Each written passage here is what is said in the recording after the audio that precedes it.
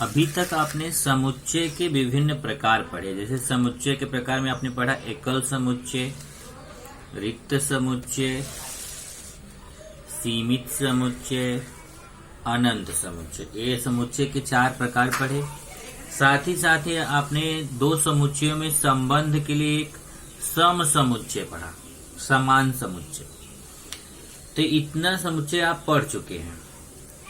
अब हम लोग कुछ समुच्चय आज और डिस्कस करेंगे। तो पहला देखिए कि हम क्या पढ़ने जा रहे हैं, वेन आकृति। अब देखिए समुच्चय को प्रदर्शित करने के 2 तरीके आप पढ़ चुके हैं। समुच्चय को प्रदर्शित करने का 2 तरीका आपने पढ़ा था, एक सूची पद्धति और एक गुणवर्णन पद्धति। तो समुच्चय को प्रदर्शित करने की 2 विधियां आपने पढ़ी थी। 2 विधियों से समुच्चय को प्रदर्शित कर रहे थे, और एक विधि आपकी थी गुणवर्णन विधि और दूसरी थी सूची विधि।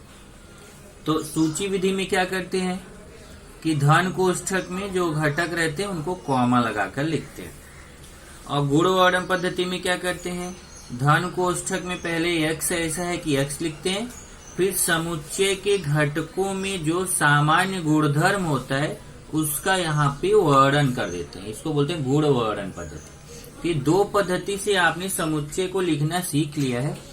अब आज एक दूसरी विधि हम पढ़ रहे हैं समुच्चय को लिखने की, और वो है वेन आकृति। तो जब समुच्चय के घटकों को बंद आकृतियों में प्रदर्शित किया जाता है तो उसे वेन आकृति कहते हैं। समुच्चय के जो घटक हैं उनको कहाँ अभी तक हम किस में प्रदर्शित करते थे, धन कोष्ठक में प्रदर्शित करते थे, लेकिन अब हमें किस में प्रदर्शित करना है, आकृतियों में, वो भी बंद आकृतियों में। ध्यान रखना, बंद आकृतियों में प्रदर्शित करेंगे तो उसे हम बोलेंगे वेन आकृति। इसका उपयोग सर्वप्रथम ब्रिटिश तर्कशास्त्री जॉर्ज वेन ने किया था। ये देखिए, ये गणितज्ञ थे, तर्कशास्त्री थे जॉर्ज वेन। इन्होंने ही इसका उपयोग सबसे पहले किया था, इसलिए इन्हीं के नाम पर इसका नाम रखा गया है वेन आकृति। उन्हीं के नाम पर इसे वेन आकृति कहा जाता है। अब जैसे मान लीजिए मैं एक समुच्चय ले रहा हूं, समुच्चय ए है जिसके घटक हैं 1 2 3 4 5। इस सूची पद्धति में लिखा हुआ है। कौन सी पद्धति में लिखा है, सूची पद्धति में। समुच्चय ए सूची पद्धति में लिखा है। अब इसी समुच्चय को अगर हम वेन आकृति में प्रदर्शित करेंगे तो कैसे करेंगे, एक कोई भी बंद आकृति बना दीजिए। अब ध्यान रखिए कि बंद आकृति होनी चाहिए, वो कैसी भी हो। जैसे अगर मैं आपको एग्जांपल दूं, कोई ऐसा आयत बना दे, ये भी बंद है। कोई वर्ग बना दे, ये भी बंद है। कोई वृत्त बना दे, ये भी बंद है। या कोई ऐसा टेढ़ा मेढ़ा आकृति बना दे लेकिन वो बंद हो, वो भी बंद आकृति है। कोई ऐसा अंडाकार बना दे, ये भी बंद आकृति है। तो ऐसी आप बंद आकृतियां कोई भी हो, सब चलेंगे। ये सभी में से किसी में भी प्रदर्शित कर सकते हैं, तो ये आपकी बंद आकृति रहेगी। तो ये ऐसा ऐसा ऐसा ऐसा कोई भी आप इसमें से ले सकते हैं। तो बंद आकृति में समुच्चय के घटकों को कैसे प्रदर्शित करेंगे वो देखिए। पहले समुच्चय ए है तो समुच्चय ए लिखना जरूरी है। उसके अंदर लिख दिया समुच्चय, इससे पता चलता है कि ये कौन सा समुच्चय है, समुच्चय ए है। तो समुच्चय ए को प्रदर्शित करिए। फिर इसके जो घटक हैं इसके अंदर लिखने हैं। घटक कौन कौन सा है, 1 2 3 4 5। देखिए 1 2 3 4 5। अब ये जरूरी नहीं कि 1 के बाद यही 2 लिखो। आप 1 के बाद यहाँ 3 लिख दीजिए, यहाँ 5 लिख दीजिए, यहाँ 4 लिख दीजिए। कहीं पे भी अंदर वो संख्याएं आनी चाहिए। अब ये नहीं कि 1 2 लिख रहे हो तो 1 2 ऐसे लिख दो, ऐसे नहीं तो 12 दिखेगा। थोड़ा सा डिस्टेंस लेके ऐसे, तो फिर आपका ए हो गया वेन आकृति। एक उदाहरण और लिया है समुच्चय ए का, तो उदाहरण दिया एक समुच्चय बी गुणवर्णन पद्धति में लिखा है। समुच्चय बी बराबर एक्स ऐसा है कि -10 छोटा है x छोटा है बराबर है 0, -10 छोटा है बराबर है x छोटा है बराबर है 0, और x कैसी संख्या है, पूर्णांक संख्या है। अब x कैसी संख्या है, पूर्णांक संख्या। पूर्णांक संख्या क्या होती है, पूर्णांक संख्या ऐसी संख्या होती है जिसमें माइनस वाले भी सारी संख्याएं आती हैं, प्लस वाले भी सारी संख्याएं आती हैं और जीरो भी आता है। ओके, तो पूर्णांक संख्या आप पढ़ चुके हैं।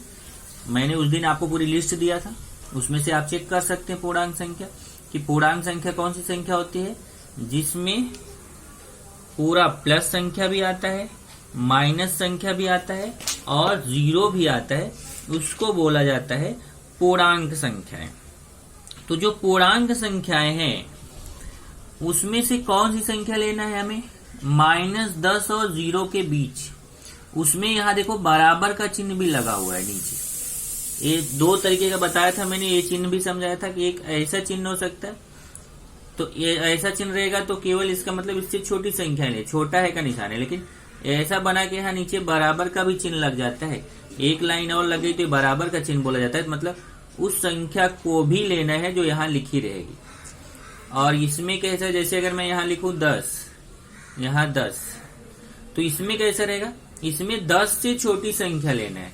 छोटा है 10 मतलब 10 से छोटी संख्या, तो 10 से छोटी संख्या मतलब हमें 9, 8, ऐसा देखिए, छोटा है 10 तो 9, 8, 7, ऐसा 10 से छोटी संख्याएं हमें लेनी है, 9, 8, 7 ऐसा। लेकिन अगर इसमें छोटा है के साथ बराबर भी लगा है तो 10 से छोटी संख्या तो लेनी ही है, लेकिन बराबर 10 भी लेना है। तो ये 10, 9, 8, 7, तो इसमें कंफर्म हो जाइए। अगर केवल छोटा है का निशान है तो 10 को नहीं लेना है, 10 से छोटी संख्या से शुरू करना है। और अगर बराबर का चिन्ह भी, छोटे के साथ बराबर का चिन्ह भी लगा है तो 10 को भी लेना है, फिर छोटी संख्याएं लेना है। तो ये दोनों कंफर्म हो जाएगी। यहाँ पे बराबर का चिन्ह दोनों में लगा, अगर आप देखेंगे इसमें भी लगा है, -10 छोटा है बराबर है x, छोटा है बराबर है 0। तो इसका मतलब 0 को भी लेना है, ऋण 10 को भी लेना है और उसके बीच की सारी संख्या लेनी है। तो 0 से बड़ी, 0 से छोटी और ऋण 10 से बड़ी संख्या है। तो आप देखें कौन कौन संख्याएं आएंगी। अगर इसको आप गुणवर्धन पद्धति में लिखोगे तो क्या आएगा, इसको गुणवर्धन पद्धति में लिखेंगे तो देखो ऐसा आएगा, -10, -9, -8, -7, -6, -5, -4, -3, -2, -1 और 0 तक आएगा, -10 से 0 तक। अब ये देखो, ये गुणवर्धन पद्धति में था, ये सूची पद्धति में -10, -9, -8, -7, -6, -5, -4, -3, -2, -1, 0 कॉमा लगा लगा, ये सूची पद्धति में हो गया। अब इसी को अगर हमें वेन आकृति में लिखना है तो वेन आकृति में कैसे, देखो मैंने अब की बार आयत बनाया। अब जरूरी नहीं कि ये बनाओ, आप ऐसा भी बना सकते हो, आप वृत्त भी बना सकते हो। बंद आकृति होनी चाहिए। अब बंद आकृति में इन संख्याओं को लिख डालो। ये देखिए सब संख्या लिखा गया है। 0 यहाँ से 0, -1, -2, -3, -4, -5, -6, -7, -8, -9, -10। तो वही देखो यहाँ है 0 सारी संख्या ये पूरा यहाँ लिखी गई, 0, -1, -2, -3, -4, -5, -6, -7, -8, -9, -10। तो जब बंद आकृति में इसको प्रदर्शित कर दिया तो इसको बोलेंगे वेन आकृति, और ये समुच्चय भी लिख दिया। अगला है उपसमुच्चय। ये देखिए, उपसमुच्चय समझना बहुत इंपॉर्टेंट है, क्योंकि सबसे ज्यादा कंफ्यूजन आपको उपसमुच्चय में होता है, जबकि है बहुत आसान। तो ध्यान से समझिए, यदि समुच्चय B के सभी घटक समुच्चय A में हो तो समुच्चय B को A का उपसमुच्चय कहते हैं। अगर समुच्चय B है, उसके सभी के सभी घटक एक समुच्चय A में आ रहे हैं तो B को बोलेंगे उपसमुच्चय। B के सारे घटक किस में आ रहे हैं, A में, तो B को बोलेंगे उपसमुच्चय। किसका उपसमुच्चय बोलेंगे, A का उपसमुच्चय बोलेंगे। किसको बोलेंगे उपसमुच्चय, B को बोलेंगे। तो देखो यहाँ लिखा है, तो इस B को A का क्या बोलेंगे, उपसमुच्चय। और इसे प्रदर्शित कैसे करते हैं, ऐसे B, ये देखिए उपसमुच्चय है का निशान है, कैसे बनाया गया आप समझ रहे हैं। ये देखिए ऐसा, और इसके नीचे ये एक लाइन, ये उपसमुच्चय है। इसे B, और पढ़ते कैसे, देखिए नीचे लिखा है, इसे ऐसा प्रदर्शित करते हैं, B उपसमुच्चय है, इसे प्रदर्शित करते हैं, इसे B उपसमुच्चय A पढ़ते हैं। कैसे पढ़ेंगे, बी उप समुच्चय। जैसे अगर एक समुच्चय ए है 1 2 3 4 5 6 7 8 और दूसरा समुच्चय बी है 2 4 6 8। देखिए दो समुच्चय मैंने लिया है, अपने मन से लिया है। एक लिया है जिसमें ए सदस्य हैं, वहां 1 से लेके 8 तक के सदस्य। दूसरा समुच्चय बी है जिसमें 2 4 6 8 है। तो हम देखेंगे क्या बी के सारे घटक ए में है। चेक करेंगे क्या बी के सारे घटक ए में है। देखते हैं 2 बी में है, ए में है। 4 भी बी में है, ए में है। 6 भी बी में है, ए में भी है। 8 भी बी में है, ए में भी है। तो बी के सभी घटक यहाँ देखिए 2 4 6 8 बी के सारे घटक ए में है, इसलिए बी को बोलेंगे उप समुच्चय। बी के सभी घटक कहाँ हैं? ए में हैं, इसलिए बी को बोलेंगे क्या? उप समुच्चय। बी को किसका उप समुच्चय बोलेंगे? ए का उप समुच्चय बोलेंगे। उप समुच्चय कौन बोला जाएगा? उप समुच्चय बी बोला जाएगा। लेकिन बी किसका उप समुच्चय बोला जाएगा? बी ए का उप समुच्चय बोला जाएगा। क्यों? क्योंकि बी के सभी घटक किसमें है? ए में है। तो यहाँ देखो लिखा है, यहाँ बी के सभी घटक ए में है, इसलिए बी उप समुच्चय है ए। मतलब जो उप समुच्चय रहेगा उसको पहले लिखना है और जिस समुच्चय का रहेगा उसको बाद में लिखना है। इसको वेन आकृति से बहुत अच्छे से समझ सकते हैं। जैसे देखिए इसमें दो आकृतियां बनी हुई है। पहले समुच्चय ए बना हुआ है, समुच्चय बी बना हुआ है। अब देखिए समुच्चय ए में, समुच्चय मतलब ए वाली आकृति के अंदर ए के सभी घटक आ रहे हैं 1 से लेके 8 तक। देखिए ए वाली आकृति के अंदर सब आ रहा है, 1 2 3 4 5 6 7 8 सब ए के अंदर आ रहा है कि नहीं। और बी वाले वृत्त के अंदर, बी वाले आकृति के अंदर बी वाले घटक आ रहे हैं 2 4 6 8 2 4 6 8 बी वाले में आ रहे हैं। ए वाले में पूरा आ रहा है और बी वाले में बी वाला आ रहा है। तो आप देखिए कि उप समुच्चय पहचानने का तरीका है कि जो उप समुच्चय रहेगा बी वो हमेशा ए के अंदर आएगा, हमेशा उसके अंदर। क्यों? क्योंकि बी के सारे घटक ए के अंदर हैं, इसलिए समुच्चय बी जो है वह छोटा रहेगा, समुच्चय ये बड़ा। अब इससे दो चीज समझ सकते हैं। पहला कि समुच्चय बी कभी भी, जो उप समुच्चय रहेगा वो कभी भी ज्यादा नहीं हो सकता, बराबर तक हो सकता है। जितने बी में है वो सारे ए में है तो भी चलेगा, लेकिन ऐसा नहीं हो सकता कि बी में ज्यादा हो और ए में कम हो, तो बी कभी भी उप समुच्चय नहीं होगा। उप समुच्चय होने के लिए बी के सभी घटक किसमें होने चाहिए? ए में होने चाहिए। आगे उप समुच्चय की कुछ अन्य उदाहरण बताए गए हैं। जैसे देखिए एक उदाहरण तो वहां आपको बताया, एक उदाहरण यहां सिखाया कि बी के सभी घटक ए में है, इसलिए बी को उप समुच्चय बोलेंगे का। कुछ एक दो उदाहरण और देखिए। जैसे n मतलब प्राकृत संख्या, तो आप देखिए उस दिन संख्या पद्धति में आपको प्राकृत संख्या बताया गया था। प्राकृत संख्या 1 2 3 4 5 6 7 ऐसा डॉट डॉट डॉट। और i मतलब पूर्णांक संख्या। पूर्णांक संख्या में क्या होता है? सारी माइनस वाली संख्या होती है, 0 होता है और प्लस वाली संख्या। देखिए ये भी अनंत तक जाता है। अनंत तक जाने का मतलब -3 के बाद ये डॉट डॉट डॉट है, मतलब -4 -5 से अनंत तक, बीच में 0। इधर प्लस वाली संख्या 1 2 3 के बाद 4 5 6 ऐसा अनंत तक। तो इसमें अगर आप देखो तो समुच्चय जो n है, प्राकृत संख्या, ये पूरी प्राकृत संख्याएं इसके अंदर आती हैं। ये देखिए आ रहे हैं कि नहीं?